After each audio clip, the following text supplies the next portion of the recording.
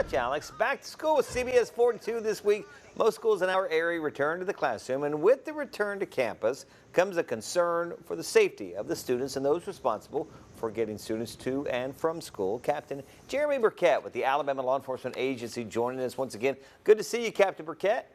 Hey, thank you so much for having me, David. So first of all, what are the biggest safety concerns for drivers and students returning to school throughout the week? So there's a variety of things that we're really just wanting motorists to be aware of as we approach this back to school season. So number one, you're going to see school buses. So in the past 7 or 8 weeks, you may have not seen school buses, either dropping children off, picking children up. So you need to go ahead and plan to see them. They make frequent stops, but just the reality of small children crossing the roadway to get on or get off a bus, you've got to be mindful. You need to give plenty of space when you see that bus or you think that bus is about to stop. You need to go ahead and decrease your speed and give yourself plenty of room to stop so you don't ever create a situation where you might strike a child. Distracted driving. We don't want anybody on their cell phone. There's a law in the state of Alabama. We're a hands-free state.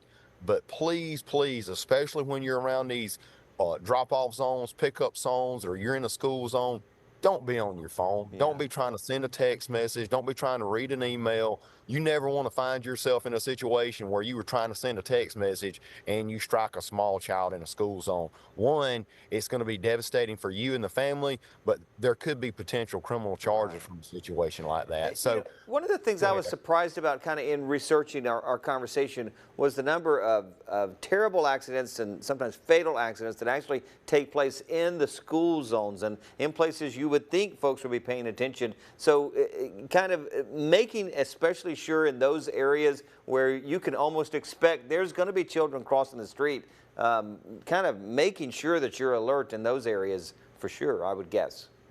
Yes, sir. And the reality is it's oftentimes this time of year, whenever we first see individuals getting back into this routine, because the reality is for the last 7 or 8 weeks, you've been driving in your daily commute and you haven't seen the school bus. You haven't had to worry about children crossing in the school zone or the pedestrian crosswalk or seeing a cross guard or seeing a school resource officer.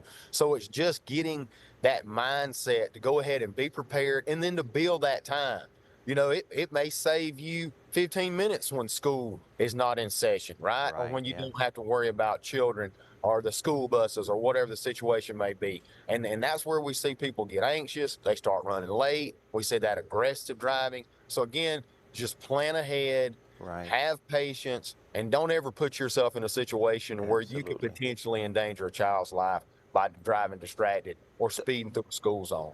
Right. All right. Yeah. Some really important reminders, and then school's back in session. Let's just try to make it safe and for everyone for sure. Captain Burkett, it's always good to see you. Thanks so much for those timely reminders. Hey, David, thank you for the time. All right. As we head to break, we got a live look at